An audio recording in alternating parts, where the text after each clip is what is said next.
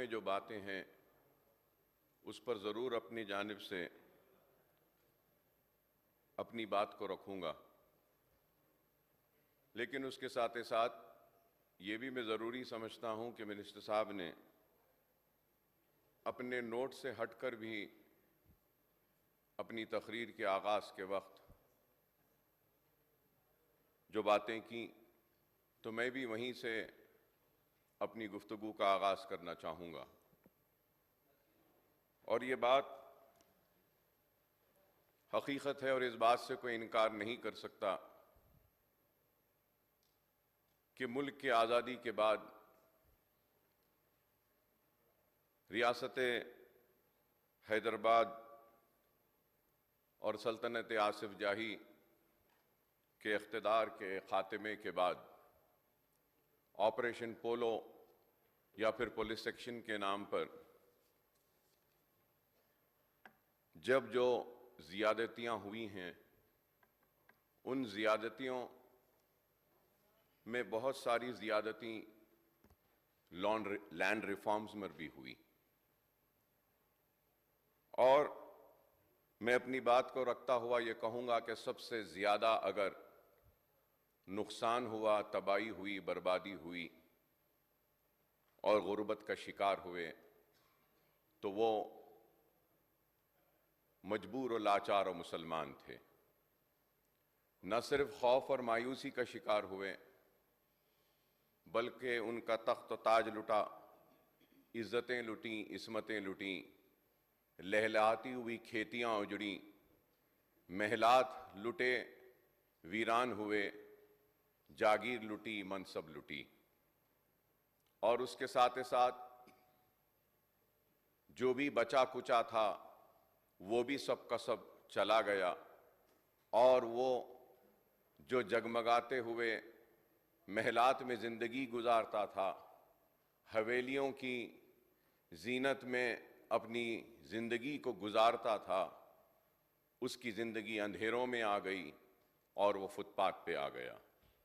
میری مراد اس بات سے ہے کہ سلطنت آصف جاہی کے خاتمے کے بعد 1948 سے لے کر آج کی تاریخ تک میں کہوں گا کہ آزادی کے 75 سال ہونے کے باوجود بھی اگر کوئی اپنے زمینات سے محروم ہو رہا ہے یا اس کی زمینات چھین لی جا رہی ہیں تو وہ بیچارہ مسلمان ہے، اور ان مسلمانوں کے نمائندے کی حیثیت سے ہم اس ایوان میں کھڑے رہ کر اس ناانصافی پر آواز بلند کرتے ہیں اور بار بار متوجہ کرواتے ہیں کہ یہ ناانصافی ہو رہی ہے، لیکن اس پر توجہ نہیں دی جاتی۔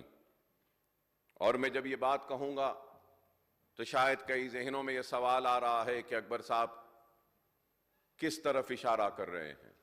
میں یہ کہنا چاہتا ہوں کہ سب سے پہلے جاگیر ایبولیشن ایکٹ لایا گیا، اور وہ مسلمان جاگیردار جو جاگیر کا مالک تھا وہ اپنے جاگیر سے محروم ہوا۔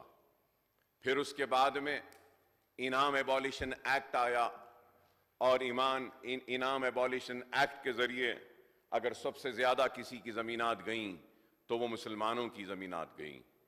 پھر اس کے بعد میں ایگریکلچر لینڈ سیلنگ ایکٹ آیا، اور اس کے اوپر بھی اگر کسی کی زمینات گئیں تو وہ مسلمانوں کی گئیں۔ اربن لینڈ سیلنگ ایکٹ لایا گیا، اس پہ بھی اگر زمینات گئیں تو وہ مسلمانوں کی گئیں۔ انعام ایبولیشن ایکٹ کے خلاف میں ہائی کورٹ کو گئے انعامدار، اور کئی انعام اور کئی جاگیریں منادر کو دی گئی تھیں، کئی انعام اور جاگیر کی لینڈ کئی مساجد کو، کئی درگاہوں کو دی گئی تھیں، تو ان کو بھی انعام ایبولیشن ایکٹ اور جاگیر ایبولیشن ایکٹ کے نام پر چھین لیا گیا۔ لیکن اس کے بعد میں مقدمہ دائر کیا گیا، اور این ٹی راما راؤ صاحب جب آندھرا پردیش کے چیف منسٹر بنے تھے تو اس وقت کے سپریم کورٹ میں جو کیس زیر دوران تھا اس کا ججمنٹ آیا، اور ان سارے زمینات کو इनाम और जागीर एबॉलिशन एक्ट से मुस्तस्ना किया गया, मतलब ये कि all those lands which belong to a temple or a mosque or a Muslim graveyard was exempted from the Inam Abolition Act and Jagir Abolition Act. اور اس کے بعد میں پھر اس کا مطلب یہ ہوا کہ مندر کی لینڈ اینڈومنٹ کے ساتھ رہے گی، مسجد کی اور درگاہ کی لینڈ وقف کے ساتھ رہے گی. تو اس وقت کی ناانصافی دیکھیے آنریبل اسپیکر صاحب کہ جتنے بھی انعام اور جاگیر کے لینڈز تھے منادر کے، اس کو تو اینڈومنٹ کو دے دیا گیا، لیکن جتنے بھی زمینات درگاہوں کے اور پھر مساجد کے تھے ان کو وقف بورڈ کو نہیں دیا گیا، بلکہ اسٹیٹ کے ریونیو ڈپارٹمنٹ کے پاس تھا.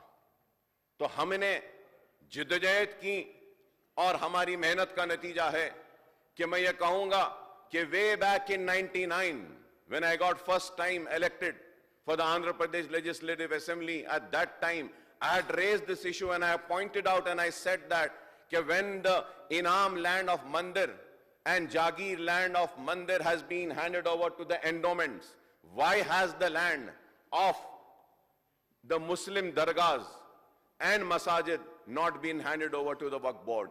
And unfortunately, sir, Waqf board to ban gaya tha, lekin all the Waqf land were also in control with the revenue department. This is where the tampering of the real revenue record had started. اور اس وقت سے لے کر آج تک اوقافی جائیدادیں تباہ و برباد ہو رہی ہیں. اگر میں کچھ کہوں گا تو کانگریس کی جانب سے اٹھ کے لوگ بولیں گے کہ اکبر صاحب 10 برس سے بی آر ایس کی حکومت تھی تو انہوں نے کیا کیا.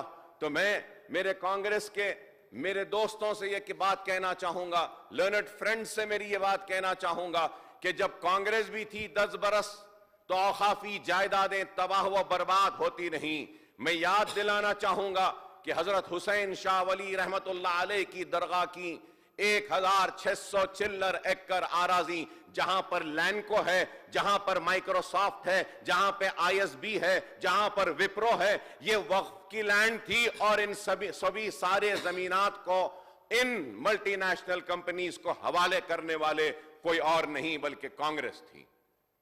سر, the land was given for a IT development purpose, sir. But sir, the Lanco has not developed any IT. The Lanco has constructed residential apartments over there. It's not an IT park. Sir, I have the GO with me. Clearly it states that the land to Lanco has been allotted for a purpose of IT development. Where has the IT been developed? So the matter was sub judice. High Court, I went to the High Court. I fought the case, I won in the High Court. Later on we have appealed in the Supreme Court. But the state government never supported the claim.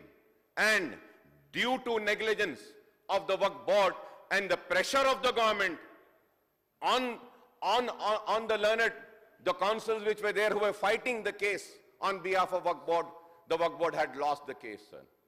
تو میں بتانا یہ چاہتا ہوں کہ ہر وقت اگر نقصان ہوا تو کس کا ہوا. We take pride and we will take pride in the high-tech city. We will take pride Microsoft being in our state in Hyderabad. We will take pride in Wipro being here. We take pride in the expansion of Gachibowli.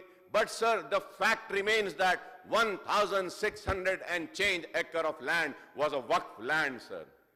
And the governments have failed to protect the Waqf land, sir. Not only that, sir. Sir, you would be surprised, sir. Everybody, whenever the government comes, one wanted to name the international airport in the name of, when TDB came, they wanted to name the airport by N.T. Rama Rao. When the Congress came, they named it after Rajiv Gandhi. But sir, who is the owner of the land? The Waqf board is the owner of the land. Hazrat Baba Sharfuddin Sahab Pahadi's Waqf land, sir. Waqf land, sir. From that Waqf land, 900 acres were taken and an airport was started or constructed or developed, I would say, sir. تو میں بتانا یہ چاہتا